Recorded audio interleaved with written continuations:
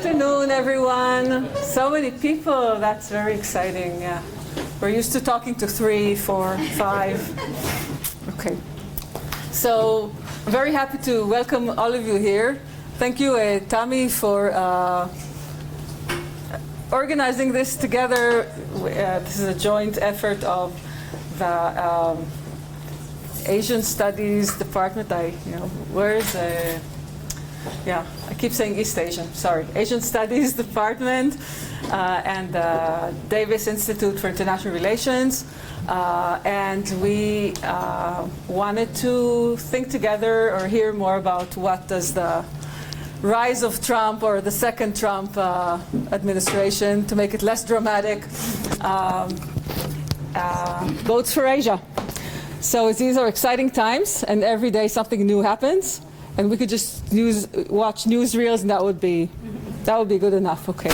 So for this purpose, we brought together here today a group of experts. I apologize for the old poster. This is not Nissim. This is Professor Danny Orbach, who will be representing the Japanese perspective today. And Dr. Rotem Geva here will be representing the Indian perspective. Dr. Tami Grosswald-Dozeri will be representing the Chinese perspective. And Dr. Benjamin Katzef-Silberstein, the one that's really hard to say, will be representing both Koreans. I don't know, one of the united, the North, South, and future united Koreas. North Korea is one country. So. Okay, yeah. But because we wanted to put this in a broader perspective, like these IR people, we thought we would start with sort of a broader framing of, before we reach the regional perspective, we want to talk a bit about the American perspective, sort of the global perspective, which I will present. My name is Galia Presper-Nathan.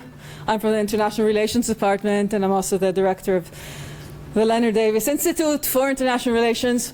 And then following me, I'm very happy that we have with us Dr. Doron Ella from Haifa University.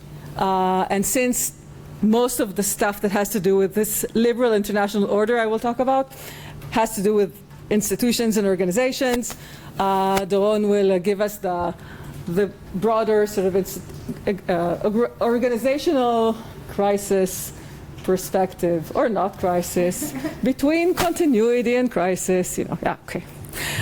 So we will start with the big picture. I will start. I'll move on to Doron, and then you can fight it out. Where you want to start. You want to start with China? Yeah, sounds a proper. Okay. So if we do China, we need. Okay. Yeah.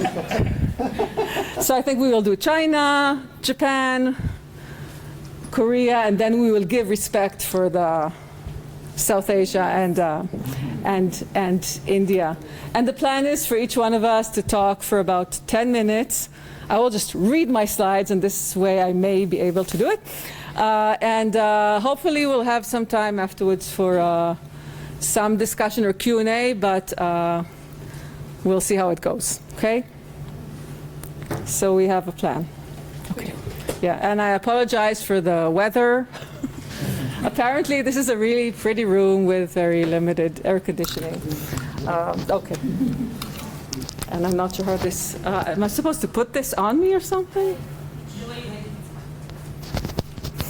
Too many things to hold. Okay. So I will start with myself, okay? And, okay, you want to time me? Sure. Yeah. Ready? Ready, set, go. Okay. So I'm here to give like the big sort of broad perspective, which everyone sort of knows, but I think it's a good setting to get into the specific states and what they think about what's happening now. And I think we can think, when we try to sort of think about this big, we could look at different, we can cut this across different levels of analysis. We can look at the global level, which I want to talk about, then go down to the regional level. Then we have the bilateral relation between individual states and the US. and then how everything interacts. Obviously, I'm not going to do all of this, but I think that's a good way to sort of think about the big picture and how this ends up in a discussion about the region. I think the big question, obviously, when you think about the global context of the second Trump administration is the, I'm not sure, challenging, destruction, remaking of the post-World War II liberal international order. Most of what I read offers a very, very Western perspective, which is why it's interesting to actually do this with a lot of people from Asian Studies Department. I would say that I think that the changes are way more, and the challenges are way more dramatic for Europe. They're very important for Asia, obviously, but I think compared to Europe, it's less the case, but we can talk about that a bit. So just to put the things in perspective, we have the liberal international order, also known as the American order, organized, architected by the US after World War II. It has its three legs. So it has the economic dimension, which is all the Bretton Woods institutions, IR students, I hope you remember, World Bank, IMF, all that stuff, embedded liberalism. There's like the security leg, that is basically the global US-based alliance system, largely NATO and Europe, and then the hub and spokes alliance system in East Asia. And there's the normative dimension, which sort of hovers over both of the other dimensions, which is the Western liberal norms, human rights, free trade, rule of law, and all that stuff. The sound is not, okay. Yeah, these things. So Trump is challenging all of these, but the first point I want to make is that this order has really been challenged for a very long time within the US. So it's not a new thing. The critiques that Trump is raising are not new. There have always been critiques within the US about the price that the US is paying for global leadership. We can see them in the economic sphere, whether it's 1972 when the US decouples itself from the gold standard, or I remember, when Japan was still a major economic power, there was a lot of discussion in the 80s in the U.S. about, Japan bashing, unfair trade, exactly the same language we hear today, free trade versus fair trade. This was, when I was a student, this was Japan was the story about the unfair trade. And in the security sphere, we've seen since the end of World War II, I think, this ongoing sort of back and forth on burden sharing between the US and its allies, and the various crises in Europe and in Asia. I think with Japan, mostly after the end of the Cold War, this has become an issue. So it's not really a new thing, okay, these complaints. In all of them, we see the important role of domestic politics, which we may discuss later. So what's different, okay? Trump is obviously very different. Well, I think Trump is different. I think that previous administrations have always been, bargaining with American allies and partners, but the working assumption was that this was bargaining within the institutional framework that the US itself has created post-45. So you work within these basic institutions. You could play more hardball or less so, but it's within this structure. I also think that earlier administrations had a very specific way of thinking about American soft power that's related to its liberal nature, to the vibrant culture and all that stuff, and also the importance of self-restraint through these institutions as part of American soft power. They took this very seriously. Trump, on the other hand, is basically saying that nothing can be taken for granted. So the pre-existing order that the U.S. itself has created is negotiable and is bad. Okay, there's no automatic commitment to the institutions. There's no automatic commitment to the allies. There's no automatic commitment to any international norms. The approach is very transactional. Others have been transactional as well. It's like the American way in a way, but this is very blunt. And I think he thinks differently about soft power. He actually sees soft power as emerging from awe, from the greatness thing. And he links this much more closely, directly to material power. So if we take this down, so this is like the global. When we take this down to the regional level, the classic comparison is always looking at Europe and looking at Asia. Apologies for South America. I mean, there are other regions in the world. There's Africa, we know, okay? But these, I think, are like where the big hotspots are. And I think there are two different ways to look at this. One that I just wanted to put on the table is that very often Asia and Europe are connected, okay? So while we're focusing here on Asia, if you look at decision makers, they very often make the connection between events and policies in one region and how they would impact the other. So we've seen this, with all the way back to the Korean War and what this means, for Berlin. And we've seen this obviously after the Russian invasion to Ukraine, where everyone was thinking China, Taiwan, whether it's a relevant or not comparison. The fact is that this was there, and people were looking at both regions. So this is one way of looking at beyond Asia, at cross-regional. But if we actually look just at the regions, as I said at the beginning, I think the regional implications of Trump 2 are much more dramatic for Europe, because in Europe, basically, there's like a triple shock, the way I see it. There's, the major challenge to the commitment to NATO and to burden sharing, which is like really extremely important for Europe. The extreme challenging of liberal international institutions, and this, of course, it has practical meanings and also ideational meanings, because this institutional structure is at the core of EU identity. So this is really a really significant challenge, but that's for another panel. When we move to Asia, I think there are like two big things to look at, and then other things as well, okay?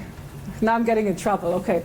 So I think the US-China relationship is obviously the thing that everyone is looking at, and that reflects on a lot of other things. The whole US-led regional alliance system is the second 2 minutes, okay? And then South Asia brings with it other issues, and I should have added the ellipse for this, okay? So very briefly, just on US-China, I'll say three things in 60 seconds.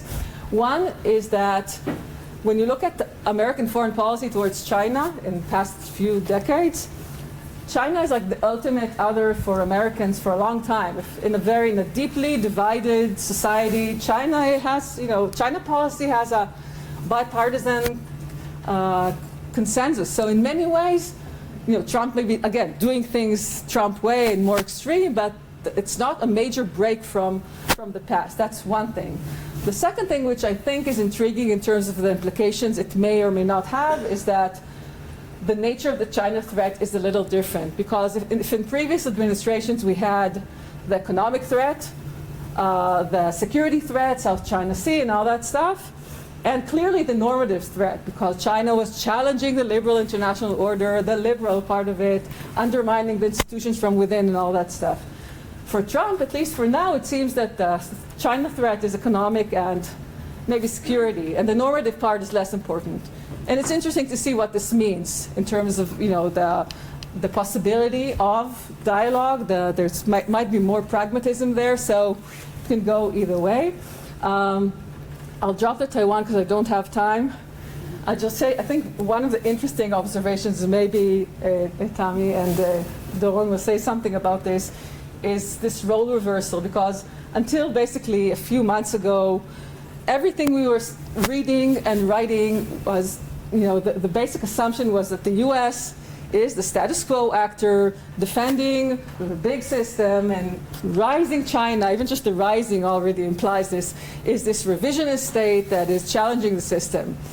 And I think what happened in the past week, they basically sort of reversed the roles. Suddenly the US is the revisionist actor challenging the system, and China ironically finds itself as, well, we'll see. I think China still has a stake in this in the system. So it'll be very interesting to see where this goes, and it's a real opportunity, I think, for China to do all sorts of things. I will leave Taiwan. I'll just say Taiwan aside. I'll just say a lot of uncertainty there, and that uncertainty is bad. And I will leave the rest for my colleagues here. I think there's a lot to say about the regional alliances, but in each case, there are issues to talk about related to the burden sharing, relations with other significant others, whether it's Russia and the different triangles that appear.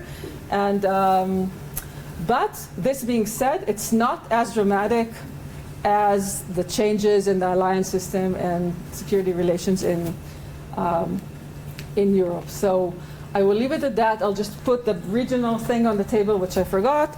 I think at a regional level, we know that in Asia we have very few security institutions. They're not very strong, and they probably will not get stronger at this point. But economically, we do have several institutions, and Doron might say something about the regional, okay.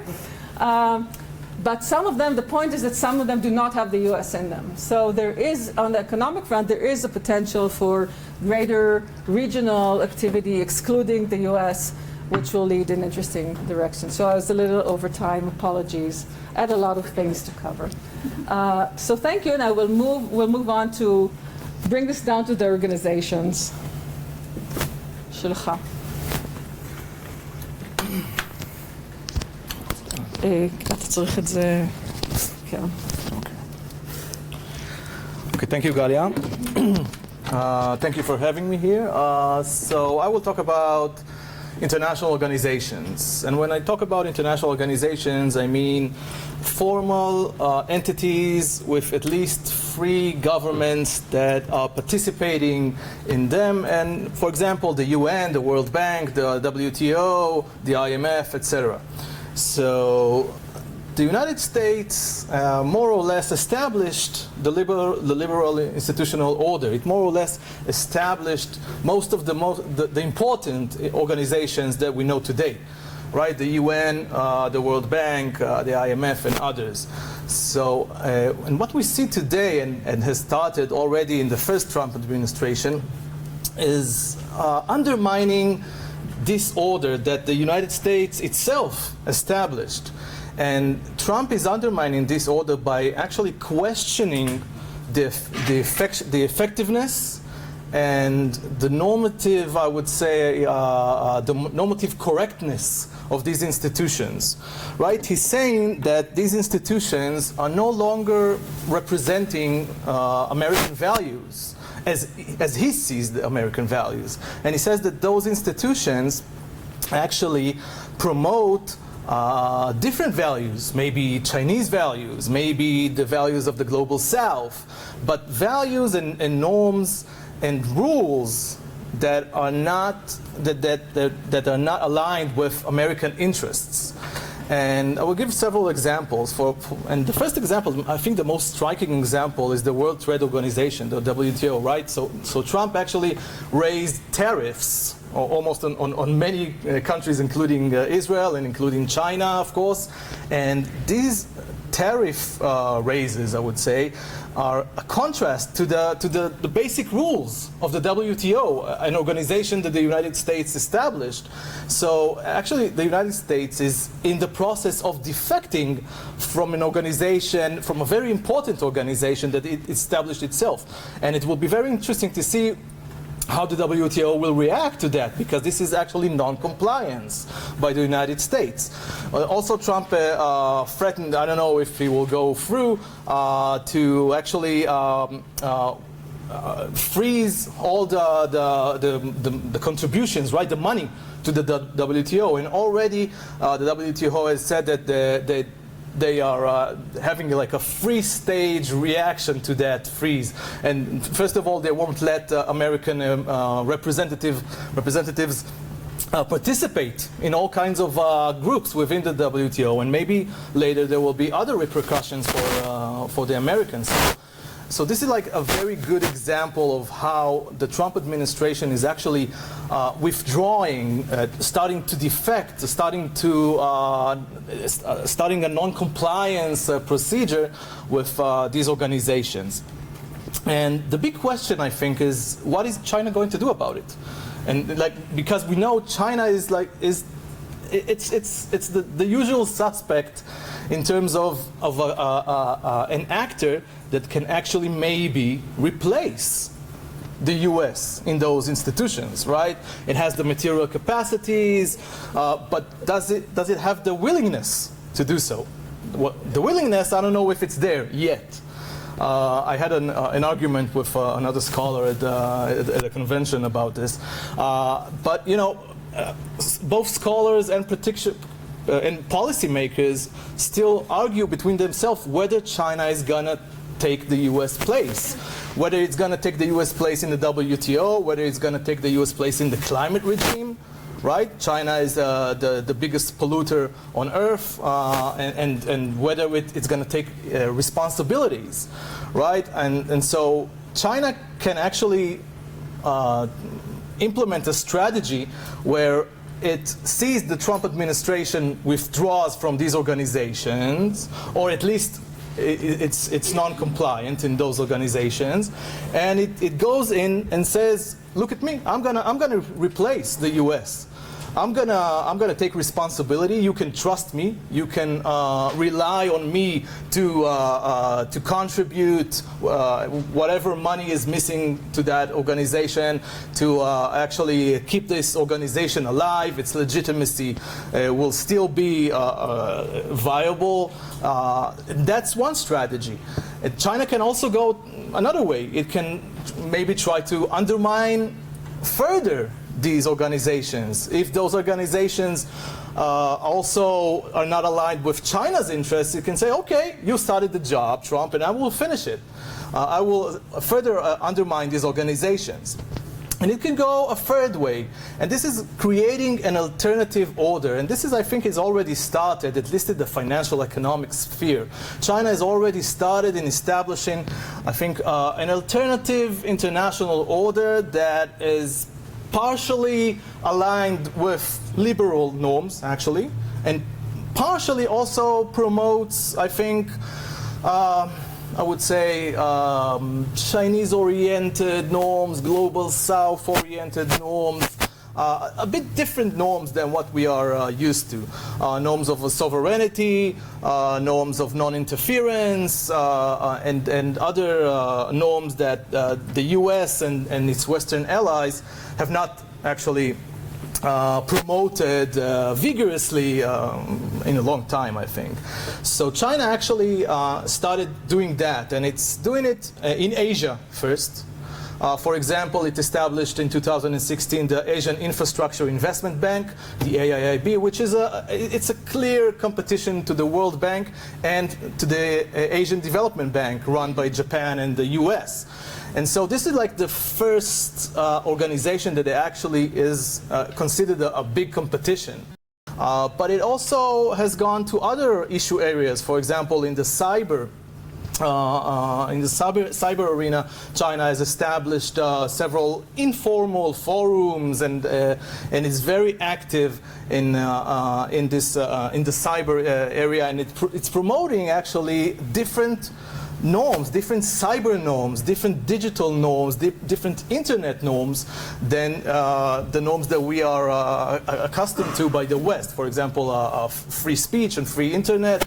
But China actually promotes sovereignty-based norms regarding information, regarding the internet, regarding cyber attacks, etc.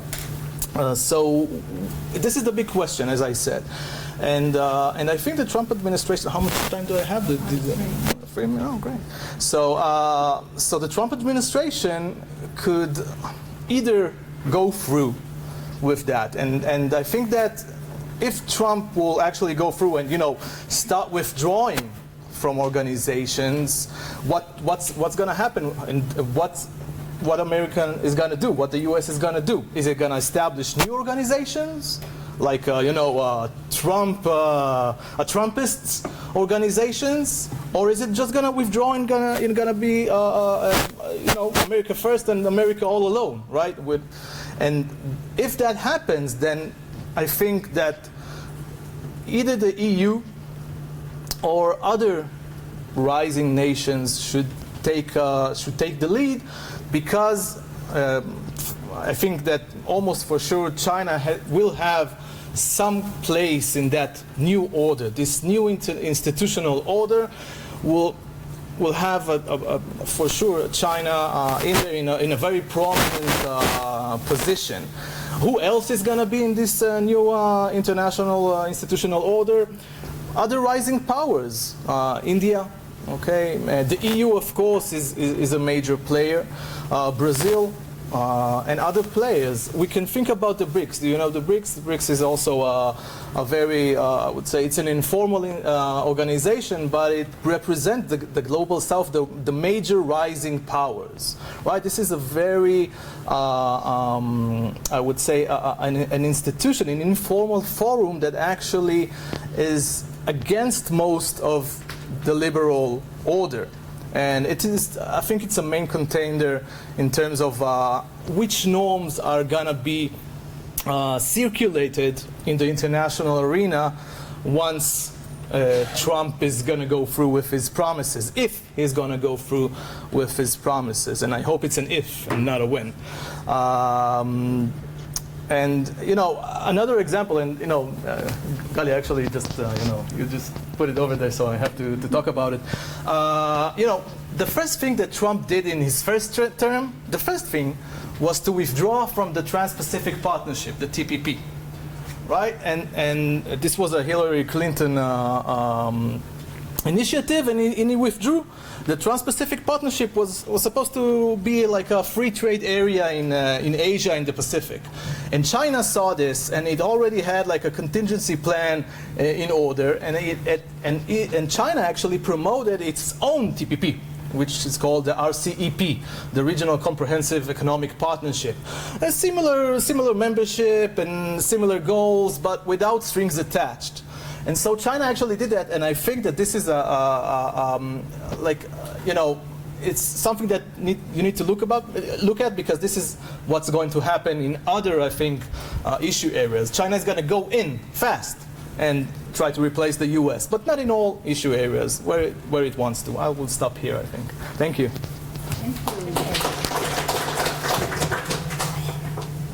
Okay, may China respond? Okay. I mean, everything aligns with China's interests so far, so I don't know what there is to respond to.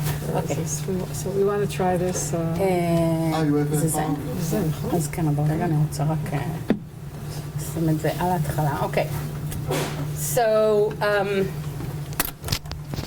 okay, so thanks everyone, and thank you for attending this event. It's really exciting to see so many students and research scholars and fellow faculty here, so thanks for attending. It's a real pleasure to discuss an issue that I think affects all of us in this room and probably everyone else in the world, for better or worse. Now, I've been asked by myself, I should say, and by Galia, to reflect on how China perceives the return of President Donald Trump and the broader implications of his second presidency for China's strategic thinking.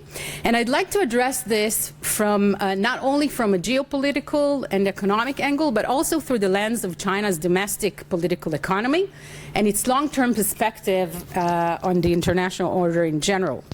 Now, 10 minutes are not a lot, obviously, to address such a big topic, but nevertheless, I'd like to take just 1 minute out of these 10 minutes to show you what I think is a real crisp representation. Okay, didn't start. Real crisp representation of China, of how China basically views the rise of Trump. And this clip is one of the most cynical and chilling, I would say, propaganda clips that I've come across recently. It was released just 4 days ago, I think, by China's Ministry of Foreign Affairs spokesperson office on its formal X account. So take a look at it and then think of one word that comes to mind about how China views, how Chinese policymakers view, I should say, the rise of Trump, okay? This is our globe. an imperfect world, there is Can you hear? violence, hegemonism, greed, exploitation, subversion, surveillance, backstabbing, suppression, provocation, tariffs. Do you want to live in a world like this? Or a world like this? No war, security for all, equality among nations, justice, shared prosperity, barriers transformed into bridges, opportunity for all, civilizations coexisting in harmony, global solidarity. Together, we can make our world a better place. Okay. Orwellian.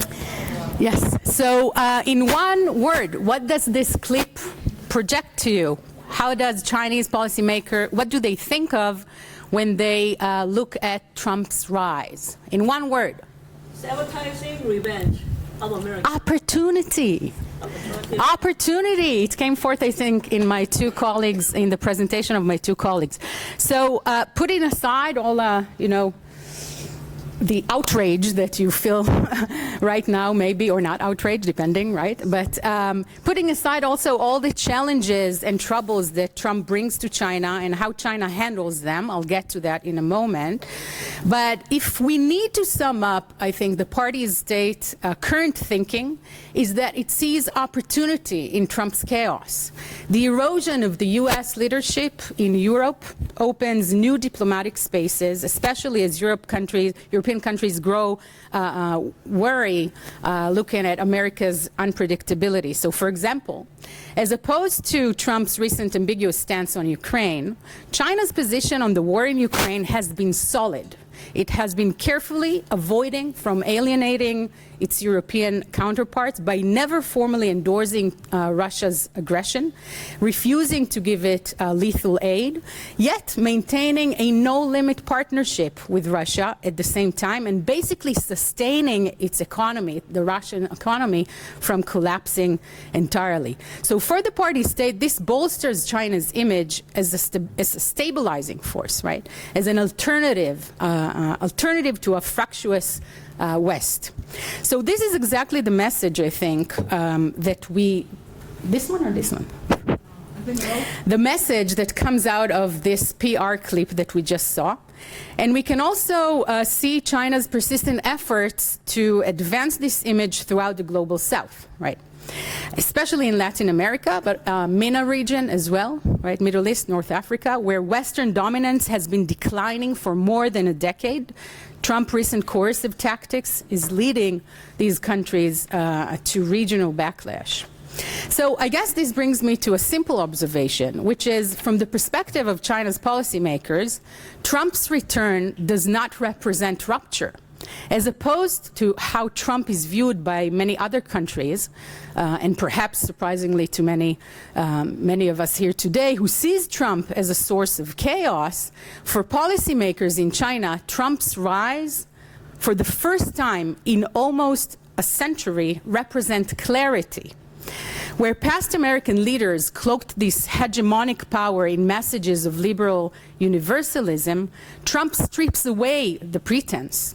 In doing so, he aligns, perhaps ironically, but he aligns with how China itself views international politics. Not as this rule-based system, as Galia presented, but as a power-based platform for countries to establish their relative space among nations. So in Chinese policy discourse, the phrase changes unseen in a century repeats repeatedly over the past years. It has taken increasing significance in the last decade. This phrase, invoked by Xi Jinping as early as 2018, captures China's belief that the liberal international order is in structural decline. So Trump's second presidency is interpreted as this farther confirming this decline path. right? The erosion of the transatlantic cohesion, the delegitimization of multilateral institutions, and Trump's redefinition of alliances as a transactional arrangement, all of these international fronts, as well as U.S. own failures internally to navigate the contradictions of its own political economy, right? The inequality, the wage stagnation, and so on. All of these, from a Chinese political economy perspective, this dysfunction is really useful propaganda, as we saw in this clip. So these basically confirms China's policymakers that the US-led neoliberal order is a thing of the past. Now, this clearly, of course, does not mean that they sit comfortably in their chairs and just watch the neoliberal order collapse, right? So this clarity does not mean comfort. Trump's first term taught Chinese leaders to prepare for extreme volatility, especially in economic relations. The current tariff regime, which had just reached, those of you who read, a stunning 54% rate on Chinese goods, and some expect 104% rate starting tomorrow. These are seen by the Chinese government not as temporary moves, but as new baseline, which basically cause policymakers to bolster their approach, viewing economic security as equals national security. And as a result, the Chinese government has taken various steps to shield its economy from within, as well as hedge against external vulnerabilities, and I explain. So in terms of internal shielding, we see China accelerating its shift toward what it calls dual circulation.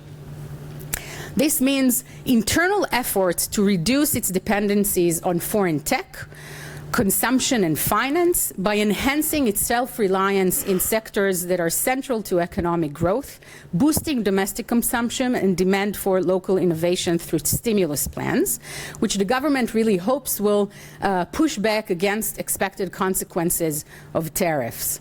Importantly, the Chinese government has been working on shielding its economy from expected coercion, also by tightening its internal controls over businesses within China and over their cross-border finance and commercial cooperation. So including by information sharing laws, cybersecurity and espionage supervision and enforcement system. All of these are meant to tackle any potential commercial or national security leakages to foreign forces. So for example, to solidify its market control, the party state has been working on creating what they call a supply chain risk assessment and early warning system, which is a centralized supply chain command and decision-making platform that the Chinese government just created that obligates Chinese exporters to provide the authority with detailed information about their exports and use in Western supply chains. So these are really important changes that are brought into the Chinese society and domestic political economy as a result of these external insecurities. Externally, China has doubled down on its long-standing efforts to diversify and deepen economic ties with countries in Latin America, in Asia and the Middle East, through infrastructure financing, through energy cooperation, diplomatic engagement, and strategic partnerships. China is able to present itself as this pragmatic, stable and patient economic and diplomatic partner while deepening its access to resources, to capital, and to ideas as this alternative and diversified basket of partnering countries.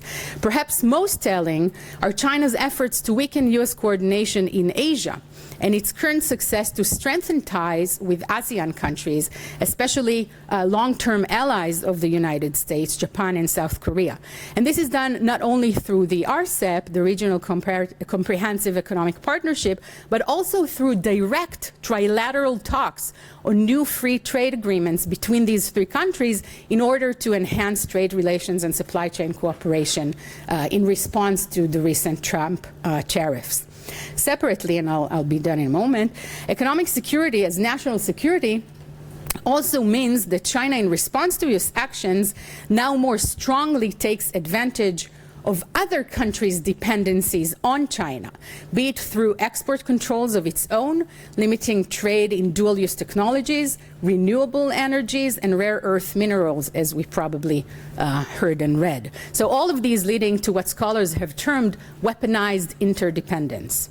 These parallel internal and external steps taken to enhance China's self-sufficiency and shield it against American economic coercion on the one hand, while accelerating cooperation with an increasingly diversified group of external partners, all of these help China minimize the cost of growing US-China friction and preemptively guarantees that techno-economic decoupling, if indeed will occur, will take place on China's own terms. That's it. Thank you.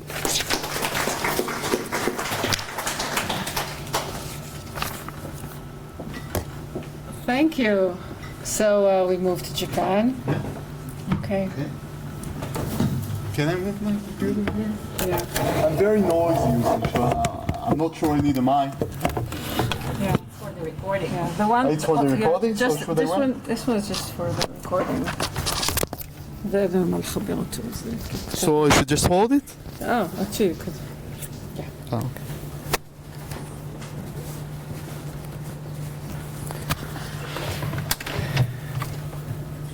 Okay, so I'll open with an apology. I'm both a Japan historian and a military historian, and my expertise in Japan virtually ends in 1952. So I'm not so qualified. I'm more qualified to speak about the Gaza war, the Ukraine war, than about Japan today, but I'll try to do my best.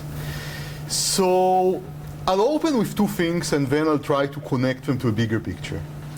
The first one is Japan's response to the Trump tariffs, what Trump called the National Liberation Day.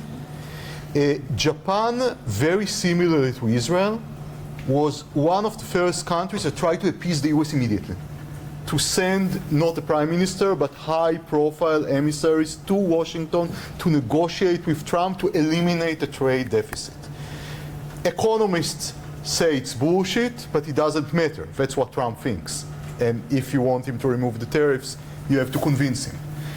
And Japan seems very desperate to appease Trump, as it seems now, just unlike China, the picture Tommy just presented. And I want to connect it to an encounter I had in Japan personally. A few years back, we had a traveling seminar of this department to Japan, and we visited Okinawa. In Okinawa, there are American bases. And there are always demonstrators, local demonstrators, usually peace activists, against the American bases. And I asked several of these people just, if the American bases are not here, how do you want to protect Japan? Because you're also pacifists and wants to dismantle the Japanese army. How does it work together? No US protection and no Japanese security spending, they could never answer. And I think that Japan lives in this paradox at least for the last 10 or 15 years. How do you do without US protection? Japan, and this is the essential background, has its own Article 9 of the Constitution that forbids it to have an army and to go to war. Japan is one of the only countries in the world, maybe side by side with Costa Rica, that has pacifism as a formal state ideology. But the international system is changing, and at least since 2013, that's during Obama, not during Trump, Japanese policymakers began to feel that US protection is no longer granted. And I think it has to do with changes in the international system. What Trump is doing now reminds me the events during the fall of the Soviet Union. The ones who dismantled the Soviet Union were the Russians initially, not anybody else. Some of the republics withdrew, some wanted to stay. The Russians decided, they regretted it soon after, but at the moment they decided that political domination does not worth the economic investment in this empire. And I think many Americans feel like that today, that their investment in the international order that secured US domination does not worth it anymore. And that's the sentiment that Trump's built upon, but it's not a new sentiment. It's been brewing up for several decades, and Japan knows that well. How long could it count on US protection? Other problems in the liberal international order is that, you know, leaving aside US frustration, it is increasingly unattainable. It's unattainable because international law, as it is interpreted today, does not allow anybody to fight an intensive war. It would be practically illegal because there are too many restrictions. Then the international order is also becoming slower and slower. Decision making becomes slower, the institutions slow things down, the bureaucracy slows things down. I always liken it to barnacles on a ship. You know, when a ship goes to ocean, barnacles with small marine animals are accumulating on the hull and slowing down the ships. The barnacles here are the regulations, the institutions, the international order that becomes more and more slower and slower, more and more convoluted. Think, for example, how long did it take European countries to transfer weapon systems to Ukraine? 1 year of deliberations, sometimes for each system. How long does it take to admit a new country into the EU? Over a decade. This is, in my opinion, a symptom of an international system which is less and less manageable, and the American frustration comes from here as well. There are less and less options, less and less maneuverability. And the Japanese, to their credit, sensed it at least since 2013. The changes in Japanese security policy became already with the Abe administration back then. If you remember, Shinzo Abe ruled Japan for a long time. He was assassinated relatively recently. And he introduced a policy which is called proactive contribution to peace. The idea was to remilitarize Japan, but to do it within the boundary of the pacifist constitution as far as possible. First of all, institutionally, he initiated the principle of collective self-defense. Japan is allowed to use military force only to protect itself. But then Prime Minister Abe said, itself also means allies. So we could operate with the Americans in other regions of the world, but only if it's necessary for Japan's mere existence and in the minimum amount possible. So he still tried to play within the pacifist framework. He established a National Security Council. He rearmed the G8I. He strengthened it. He tried to rebuild intelligence institutions. All of these things came together. And yet, all of it was within the framework of the Constitution. It might have been a new interpretation, but it still kept Japan officially pacifist, and in Japanese sense, officially pacifist means relies on US protection. There is no way to square this circle. No US protection, no pacifism. And Abe, in a sense, sensed that the time is limited, that it's going to fade, but didn't really know what to do in order to break these boundaries, mainly because its main junior coalition partner, the Komeito party, was more dovish than the ruling party, and it strongly opposed any change to the constitution, and constitutional revisions are very, very difficult in Japan. The other major step, in my opinion, was done in 2022. That is relatively recently, but before Trump. And this was done by Prime Minister Kishida, the former Prime Minister, who published 3 national security documents. I won't list the names. They're usually called the 3 national security documents, which did the following. They raised defense spending from 1% to 2% of GDP. In Japanese terms, it's very significant because the tradition was that because Japan is a pacifist country, defense spending should not overstep 1% of the GDP. Another thing that he did was to grow the budget from 5.4 trillion to 8.9 trillion in 2027. It's actually quite a lot. Instead of paying for personnel, he tried to rearm, focus on long-range missiles, logistics, mobility, and cyberspace resilience, and there is a 5-year plan for rearming. I must say from my experience that I'm meeting Japanese diplomats in several countries quite a lot. When I met them, let's say 10 years ago, they spoke mainly about peace. Now when I meet them, they ask about Gaza and not about the humanitarian aspects. They ask about lessons from the war. It happened to me in several places. Japan wants to rearm, and now there is a new doctrine called effective counterstrike against enemy territory. So if Japan is attacked, it needs not only to protect itself, but to counterstrike. For example, missile bases in China. The threats are being defined as more acute. North Korea is now defined as an acute threat, and China is being defined as a country of concern. Japan does not want to burn the bridges with China, but it does see China as a security threat, and for a good reason. Nobody spoke about Taiwan today, but rest assured, if there is a war between Taiwan and the United States, Japan will actually host the US rear bases and all of the US logistics equipment, and China will strike Japan almost 100%. So Japan needs to be ready.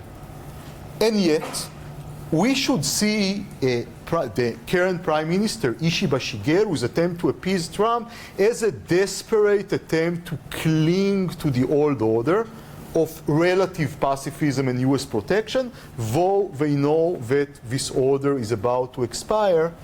To end my talk, it reminds me of myself when I was, I don't know to say which age, that I thought I should leave my parents' house and it should come sooner or later, but I didn't really know how. I'll hand you.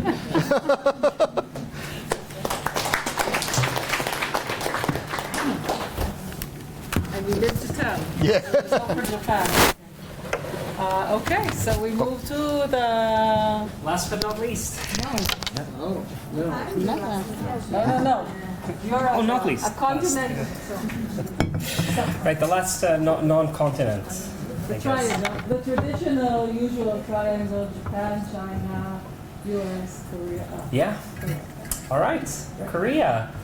And like several of the other speakers said, I want to echo how happy I am to see so many people here. Several students from classes that I've either taught in the past or I'm teaching now. I'm looking at you, East Asian security people, because this is obviously very relevant. Tommy, when did you start to plan for this panel? When was it? You, both of you were February, January? January. Yeah, it was just after After Trump the inauguration? Was, yeah, Yeah. So around January 20th-ish. Now, at the time, I assumed that, okay, so we'll have a panel, Trump in East Asia, there will have stuff will happen with North Korea, so I can relax, sit back, comfortably stay within my comfort zone of North Korea. That is not exactly how things have turned out. Because with Trump, maybe international politics in general, but all the more so with Trump, you never truly know. So I want to try to give an understanding of the reactions, or lack thereof, perhaps, to the sort of contours of a new U.S. foreign policy as it relates to Korea, North and South. But I want to start with a very brief anecdote that happened just about an hour ago. when I was talking to my good friend and colleague, Tim Pyonghwa Park, about sort of reactions on the ground in South Korea. He has family and friends that he speaks with there, and so I asked him kind of like, oh, what are you hearing? Are people really upset? And he's like, yeah, some people are upset, some people are really happy. I was like, happy? What do you mean? And then I realized we were talking about different things, because the thing that is dominating the newsfeed and conversations about current events in Korea and South Korea right now is not the Trump tariffs. What do you think it might be? I'm hearing, impeachment. Thank you. I heard various versions of this from different parts of the room, but yes, the fact that the South Korea's Constitutional Court on this past Friday upheld the parliament's impeachment of former President Yoon Suk-yeol, who tried to instate martial law on early December last year, and about a week and a half later, he found himself impeached by the parliament. And so this is a backdrop that I don't even know if calling it backdrop is the right terminology, because this is really this is to such a high extent what's dominating the political and sort of social consciousness in South Korea right now.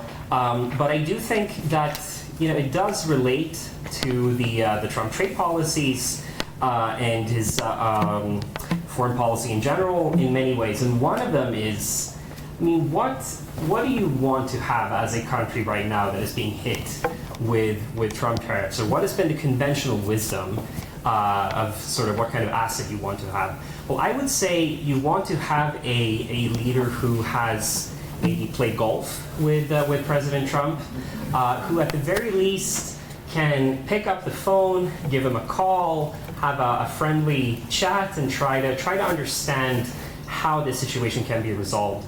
South Korea has not really had that because of the political chaos and turmoil. There has been a serious vacuum in political leadership, which is going to change. There's going to be elections held in June, and the trade situation and the American trade policies are definitely going to feature in the very much in the debates in the run-up to the election, because of course South Korea is, this is the case for to varying extents. For I believe all the countries that will be that we're discussing today, but these tariffs are a massive problem for South Korea. Just to give you a sense of what South Korea is looking at, aside from a 25% so-called reciprocal tariff, I'm sure that many of you have read some reports on how these tariffs have been calculated in very strange ways. Seemingly, but South Korea is supposed to be, I believe, from tomorrow under a 25% so-called reciprocal tariff, a general tariff against South Korean goods, and then a separate one on car imports, which is even more severe. So you're adding this general tariff, and on top of it, you have another one on car imports. This is a big problem.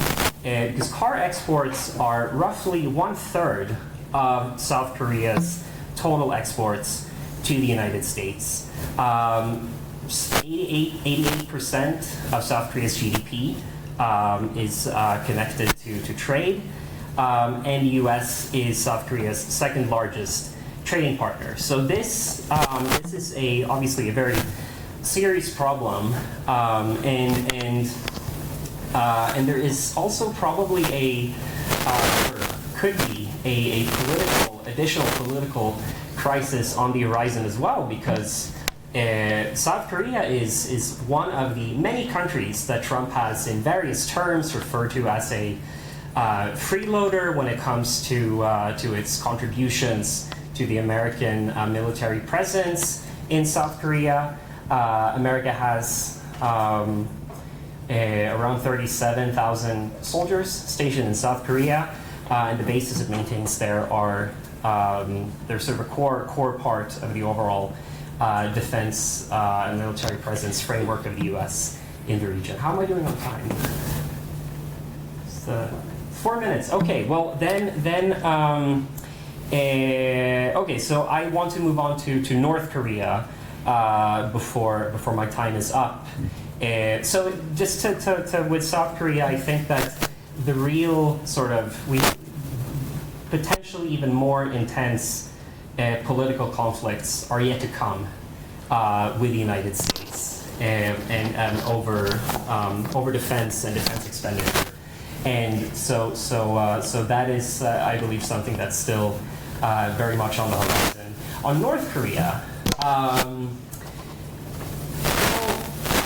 we know fairly certainly that the North Korean government or elements, policymakers within the North Korean government have been hoping for some kind of opening under the second coming of the Trump administration. Just like North Korea and Kim Jong-un and Donald Trump, as I'm sure most of you remember this, but in the first Trump administration, Kim Jong-un and Donald Trump developed a very, according to both parties, very special relationship, a very serious bromance. Donald Trump has said that they fell in love, which Kim Jong-un has not, he hasn't given the same type of flowering language back, but who knows? And the reason that we can be fairly certain that that North Korea has been waiting and is probably still holding out some sort of hope that something is going to happen is that we've seen it in diplomatic cables smuggled out by a former North Korean diplomat at their embassy in Havana, Cuba. I just mentioned that because it's a very rare, exciting moment when you actually have serious, hardcore sources relating to North Korea. But anyway, but the bar now seems to be, or seems like it would have to be higher than before, if North Korea is going to seriously negotiate with the United States over perhaps establishing bilateral relations one day and things like that. Trump has said that he'll, quote unquote, reach out to Kim Jong-un. He's mentioned this on several occasions, and lately he actually called North Korea a nuclear power, which is a very significant language to use regarding North Korea, because it could indicate that Donald Trump is prepared to recognize North Korea as a nuclear power. He might also, and I say this really not in jest, like he might also just not fully comprehend that specific type of terminology relating to North Korea and nuclear weapons has a lot of different implications. Now, the 1 minute, okay. The issue is that North Korea is in quite a different place from where it was last time there were talks between Donald Trump and Kim Jong-un. It now has a new regional big power ally, if we can call it that, Russia, and it's announced publicly that it's no longer interested in any sort of talk of reunification with South Korea, which matters because last time South Korea, President Moon Jae-in was very much driving in this process of interaction between Donald Trump and Kim Jong-un. We'll have to see when. It seems to me that the most likely thing that could happen with North Korea specifically is that Donald Trump might just feel like it. Like it really seems like that's a big part of how he makes policy is what comes up in his mind.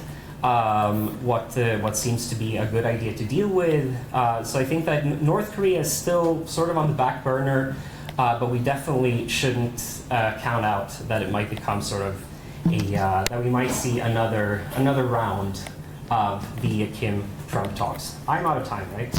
Yeah. All right. Thank you very much.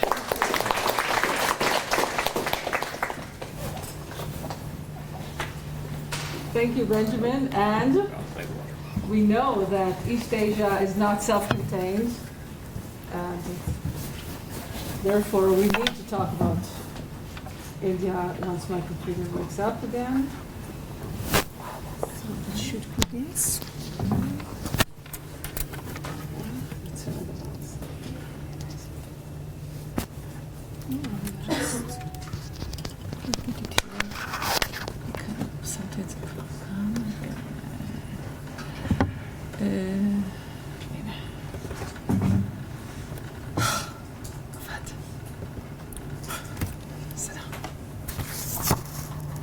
Yeah. So should I hold it? Yeah. Can I? We'll just hold it. Okay, so thanks for inviting me, and I relate to Danny's opening comment that a disclaimer as a historian of India, focusing on 20th century social history, I'm quite beyond my comfort zone talking about contemporary international affairs, but I'll do my best, and I'll talk about... Why are we not like doing this? Okay. סליחה. Too sophisticated.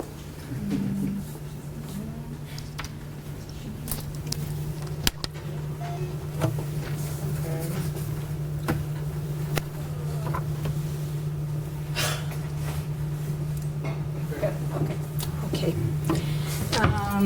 Great. So I'll do my best. And as a point of entry into the discussion, I would like to start with India's Prime Minister Narendra Modi's visit to Washington in February and the joint press conference that he held with Donald Trump.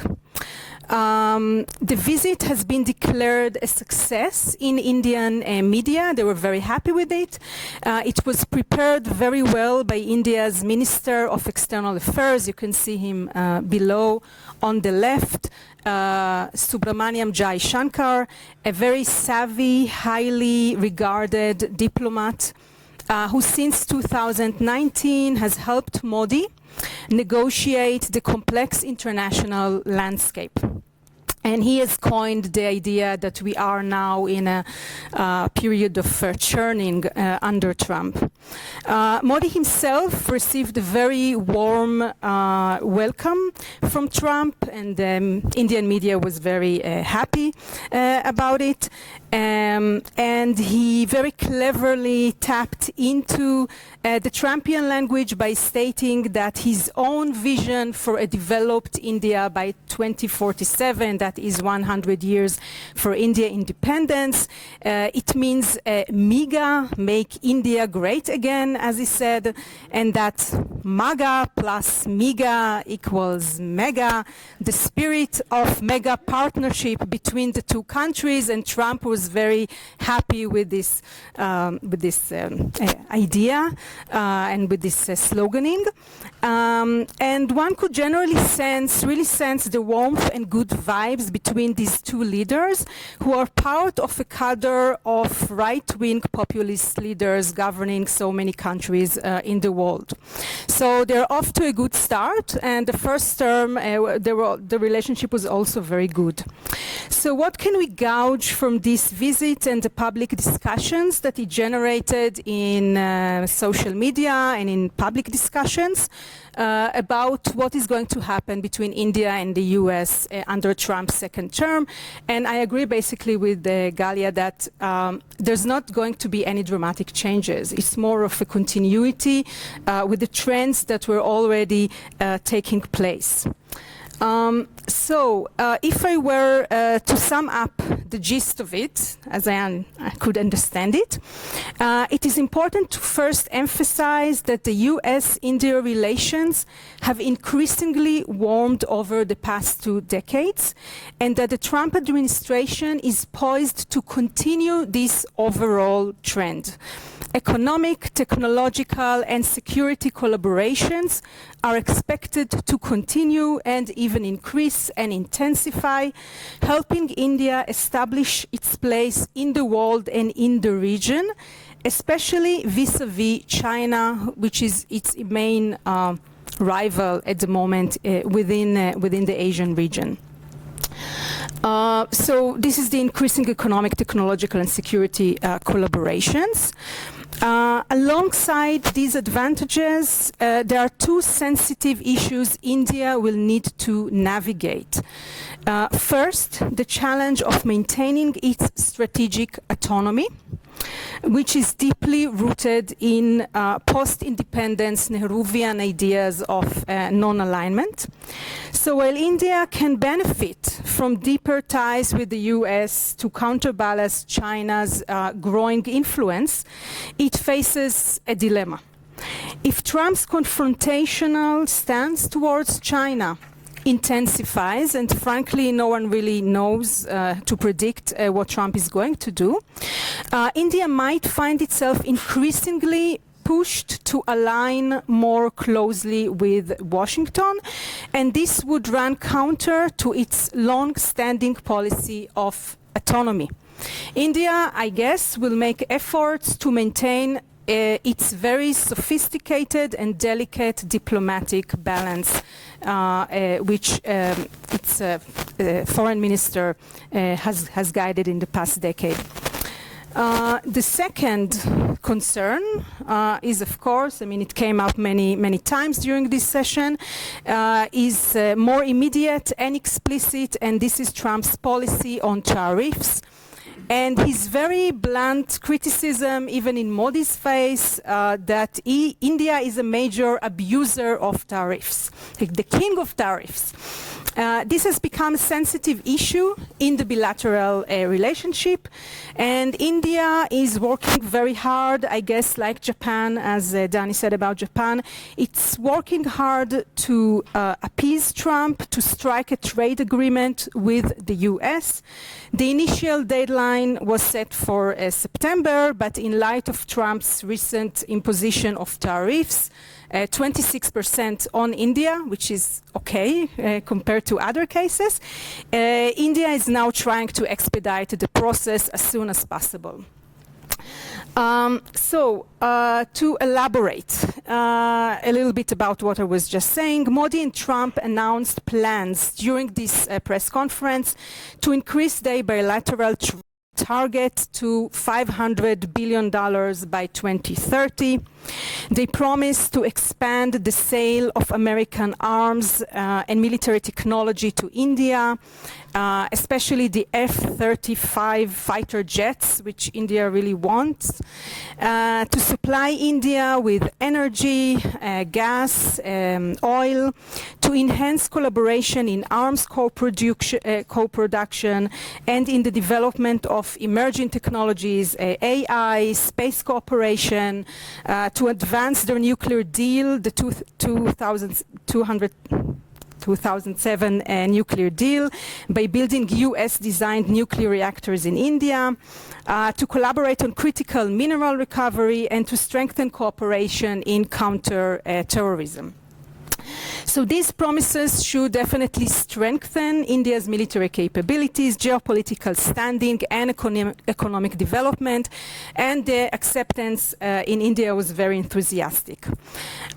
Two geopolitical initiatives that are on the table are first to strengthen the Quad, the loose strategic partnership between the US, India, Japan, and Australia, aimed at keeping the Indo-Pacific region open and balanced, and it's become also a key way to try and counter China's growing influence in the region.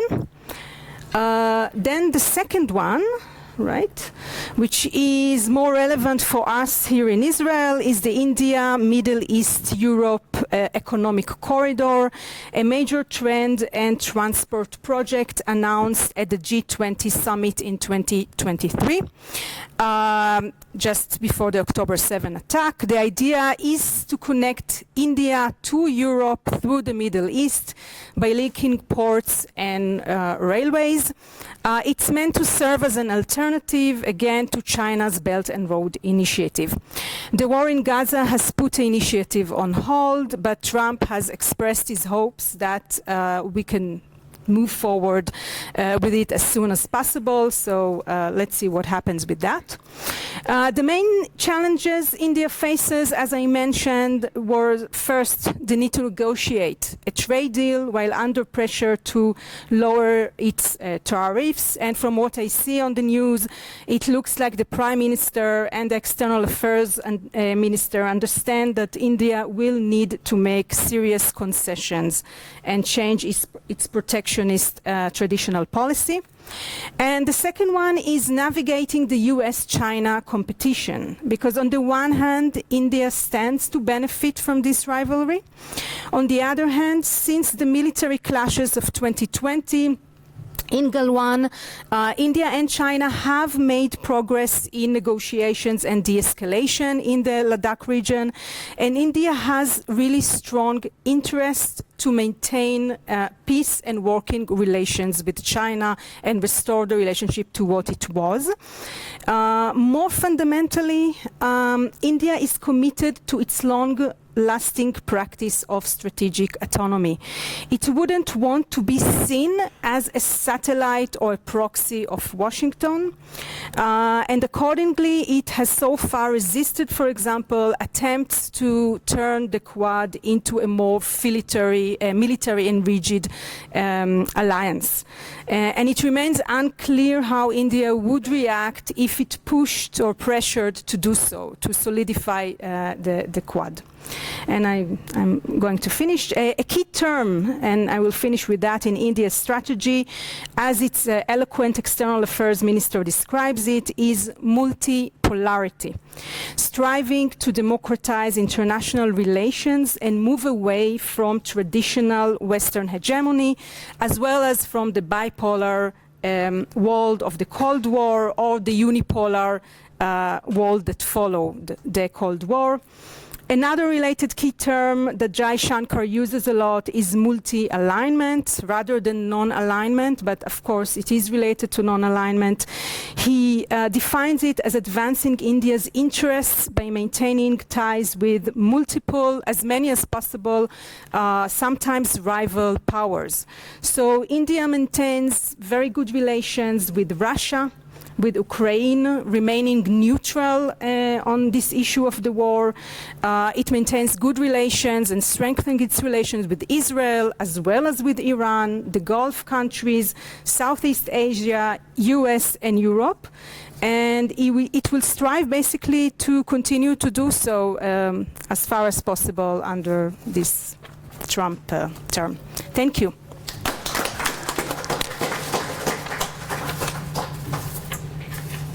Thank you. You joined the club of the 21st century commentators. Okay, thank you very much, everyone. We started a bit late, and this is really, as Tami said, the rare opportunity that we have all the regions together. So what we will take also, we'll stay longer for a few more minutes, unless you have to go, just, that's fine. And I think we'll take a round of questions, and we'll do a quick round of responses, whoever wants to say something, and we will leave more our appetite open for the next event. Okay, so if you have questions, please raise your hand, tell us who you are, and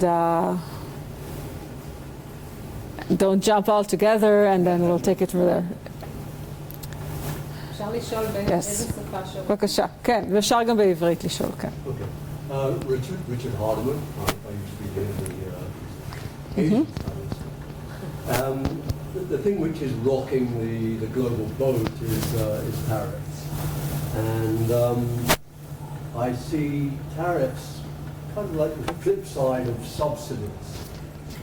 And if we see China has been for years subsidizing, it squeezed out the industries in Europe and in the States, the steel industry, the solar panel industry, and now working on the car industry. And so to some extent, the tariffs which Trump is initiating are justified, even though it's much more aggressive. According to WTO, each country, each member is supposed to announce the subsidies which it applies to different products. And I think, as far as I know, China did it only once. That was about a year after it was a member in 2001. So I'm just wondering how the panel sees this idea of the justification of tariffs versus subsidies which are being applied. Thank you. I'm collecting, okay? So you're right. This is the China people. I'm the microphone girl. Should I stand up or should I sit? No, this is just for the... Okay. Hi, my name is Iron. I just came to visit and say hi. But I do have one question. With all these tariffs going on, from what I understood, my point of view is President Donald Trump is also looking to bring back industries to the United States. So my question is, what kind of industries does he look for to bring back to the States? Like, as our friend said, I already think about the Rust Belt, like the whole area of Detroit, for example, when it comes to car manufacturing. So my question is, like, what is he looking for? What is he looking for? I will answer. So I come from that area. I have something to tell. Okay. Okay. Just a quick question, because we're short of time. My name is Davida Hadassah. I do Israel study, but I also come from Detroit, Michigan, and I'm a former technical advisor in General Motors, Ford Motors, the global purchasing, many years. So tariff, it can be questioned as an American, and also it can be answered as an American. Years, USA spent $1 billion for the defensive, aeronautics, and all kinds of alliance. So when USA buy a lot of products doing military alliance, spend $1 billion, it costs the USA taxpayers, including myself, tax money. So tariff, it can be negative, but at the same time, some point is a reasonable adjustment. America losing a lot of profits. Thank you. Hi, so my name is Ronnie, and I just wanted to ask, it was mentioned at the beginning that in the vacuum that might be created when the US leaves certain international organizations, the EU might fill this gap. However, we can see in recent years that there has been this ongoing trend of more governments that have been kind of switching their policies to maybe be more to maybe look more inward rather than outward. We saw that with Brexit, and we can see that with the governments that are changing in the Netherlands and even in Hungary, which has been going on there for a while, and it's not part of the EU, but I digress. So if more and more countries in the EU will see this trend moving forward, will they actually come in to fill this gap? Or will they prefer to focus mostly on themselves? So yeah. Thank you. Hello, my name is Abigail. As a very casual follower of certain economy-related sources, mostly on social media, one of the most common speculations I've seen, at least in recent days, is that tariffs are reversible, but if from the specific state of things right now, some arrangement, for example, is all Sahar Khofshi, between China, Japan, and Korea will grow, it will be a lot harder to reverse that situation. So basically, what do you think, is that a likely scenario? Because most of these people are not experts regarding East Asia. So I'm curious regarding your professional opinion on the likelihood of such a scenario. Thank you. And last but not least. Hello. Ari Katsovich, Department of International Relations here at TIBA University. It's a question or a comment following Galia and Doron that refer more to Trump than the rest of you. So my question is, maybe Trump is like the end of the Cold War for Asia compared to Europe. Maybe less important, because it was fascinating listening to you about China, Japan, Korea, India, and Trump sounds like a pretext in what you said, interrogation mark.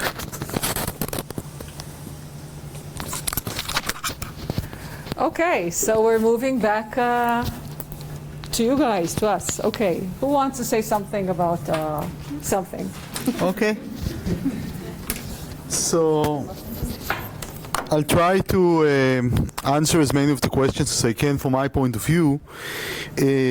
About the tariffs, I'm not an economist, so I wouldn't, of course, challenge the economic consensus about what is right. But what I can try to answer is how Trump thinks. I think that the idea is that a result which is better in average for everybody, which is the kind of normal economic thought, it's not good for certain segments of the public that Trump thinks he represents, especially workers in heavy industries in the Rust Belt. So I think heavy industries are what he wants back into the US. To me, it seems quite clear. He actually told you want zero tariffs, build your factory in the US. About the European Union, I'm very skeptical that the EU can fill the place of the US for a very simple reason, the bar knuckles that I mentioned before.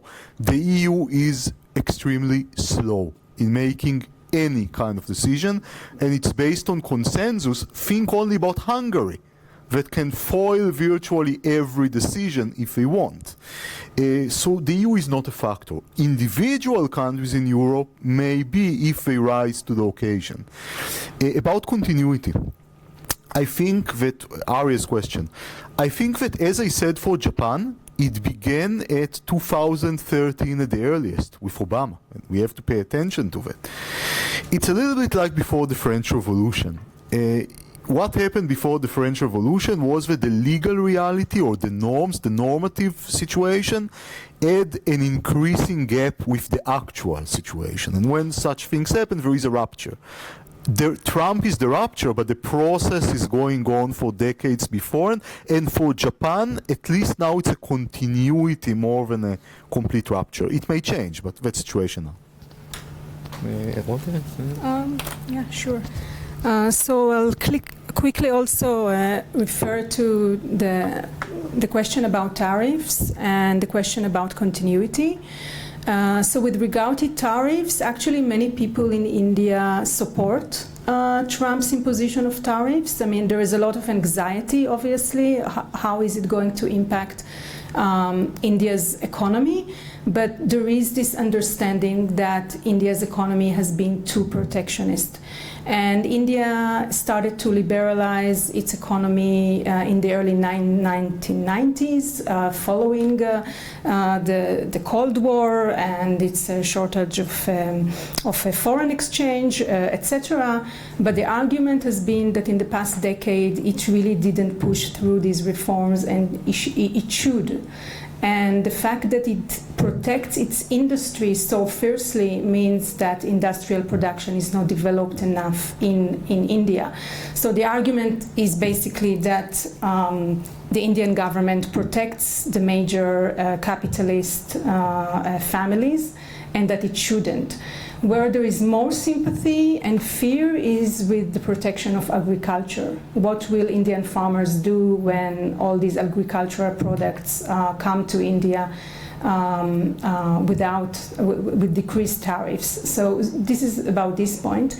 And with regard to continuity, then certainly I think there is no big drama with Trump. It's basically accentuation of the same relationship with the US that India was forced to open up to the US after the fall of the Soviet Union. So it's just intensification of the same trend. Yes, thank you.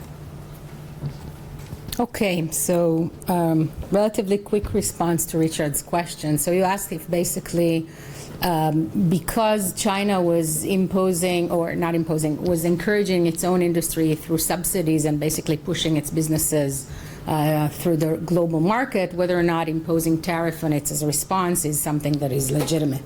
So it's nice that we view it like this. However, subsidies versus tariffs are legal instruments. And so in order for them to be legitimate, they need to comply with legal requirements. And according to international economic law, there is a big question whether China's actions are actually subsidies, because subsidies are something that you should prove that a country has been imposing. And as you know, China has having all of these turnaround ownership structures and different ways by which it can actually overcome WTO rules. And therefore, American tariffs are viewed as something that is bullying unilaterally, right? And also we need to remember that the U.S. is applying tariffs not only on China. So the argument here, and China actually submitted a WTO claim, and in general I can say that there has been a rising application of lawfare, both by China and by the U.S. in terms of applying to the WTO with different claims regarding exactly these questions and definitions. So I'll try to answer, I think, each of these questions very shortly. Regarding tariffs, I will continue Tommy's argument, but I think that in my view, subsidies are sustainable, or at least more sustainable than tariffs. So if you choose a strategy, I think it's better to choose subsidies than tariffs, because tariffs are not sustainable for long, and I think you will only hurt your own economy the long term, while subsidies is more sustainable as a policy, I think. So if Trump wants, I guess it would be better for him to start subsidizing certain industries in the U.S. Instead of tariffs. Regarding the EU taking a responsibility, yeah, well, I agree. The EU, I don't want to say disintegrates in front of our eyes, but but the EU certainly has its problems, and I think that unless it has some, well, okay, I will say it this way. The EU might play an important role in certain issue areas, for example, climate change, but it will have trouble taking a bigger role or a more important role in other issues, more important issues, a fast-moving crisis such as security or economic issues, while in slow-moving crisis issues such as climate change, it's better in taking charge. So that's regarding that. Regarding the third comment regarding an FTA, the free trade agreement or the free trade area in Asia. So it is true. It's a lot harder to dismantle an organization or such a multilateral agreement than to dismantle a bilateral agreement. Trump has done it, or actually look at NAFTA. For example, it actually undermined NAFTA, which is a free-party multilateral FTA. But I think if parties are gonna try to assemble an FTA in Asia, that could be a major problem for Trump. Countries are stronger together, so that's it. And regarding continuity, yes, we saw actually. Biden actually continued Trump's policy versus China, and he was even harsher towards China than Trump 1.0, I would say. I don't know what's gonna happen in Trump 2.0. Maybe he's gonna, I will raise you, but there is continuity between administrations, whether they are Democrats or Republicans, or whether they are Trump or non-Trump administrations. So yeah, I agree with the continuity approach. Thank you. All right. I'll say just a few words about. I want to start with the subsidies and tariffs track, because I mean I agree with you to a large extent. Like, I think that there are certain things that could very legitimately be seen as unfair from an American point of view. So I understand the rationale. I think that for Korea specifically, and I mean South Korea in this case, because North Korea and the U.S. have no trade, what makes it a little, I think an important factor here is that South Korea and the United States already have a free trade agreement that came into effect in 2012. It took a long time to negotiate, and the Korean government faced very significant and at times quite troubling for them domestic opposition to this free trade agreement. Like it's often when you listen to the Trumpian point of view, it's like as if the United States is the only country that has given concessions and made difficult choices in trade agreements. It's very much the case for South Korea too, that has had to, and you've had several governments that have had to really fight vested interests in the economy to get this treaty into effect. So it's sort of, but I think your comment was more about China, not so much about Korea, but I think there's something to say there as well. And when it comes to and I'm just a quick thought on the potential for a trade agreement between China, Japan, and Korea to sort of replace the previous U.S. Free trade or U.S. Economic world order. I think it would take quite a bit for South Korea to formally sign on to sort of being that close, that explicitly to China. I mean, a big part of what South Korean foreign policy always has to contend with is balancing between China, the number one trade partner, the most important economic factor for South Korea, and its alliance commitments and military alliance with the United States. And I think it would take more than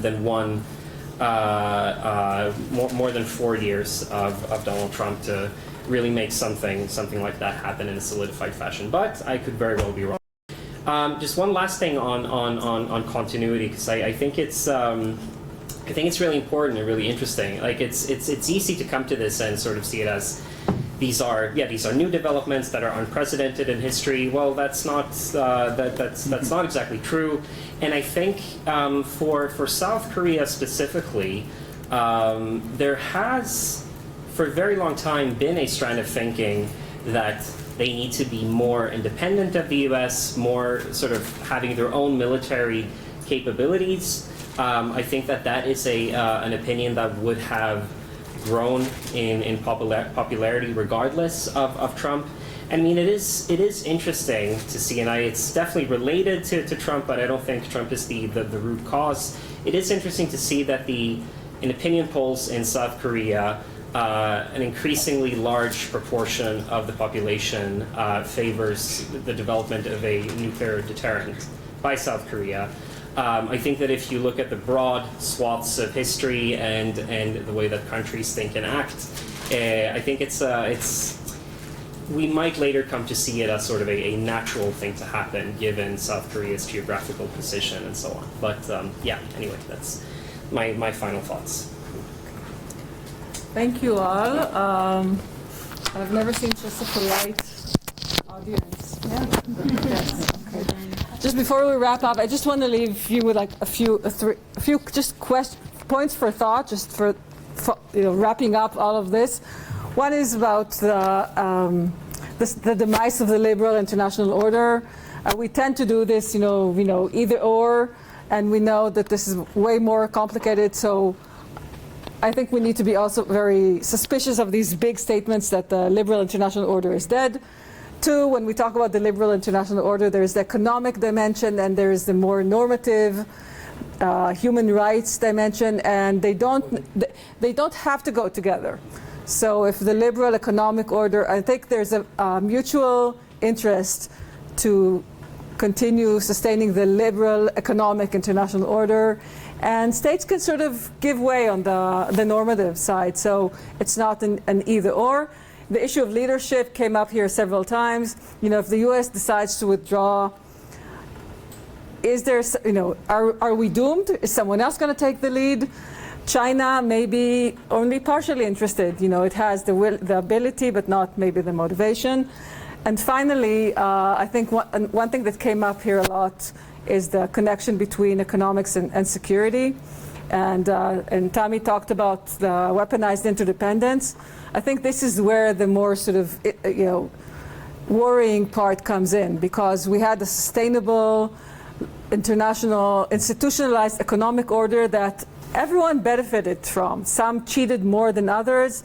Basically, everyone was happy with that, and that was a stabilizing element in the international system that was decoupled to some extent from the geopolitics. And I think now this is all coming back together, and that is that might be more worrying in terms of international order, regional war and peace, and things like that.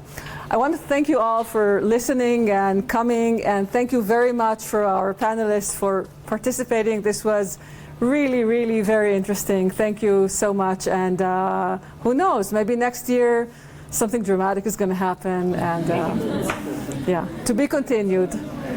בשורות טובות, חג שמח.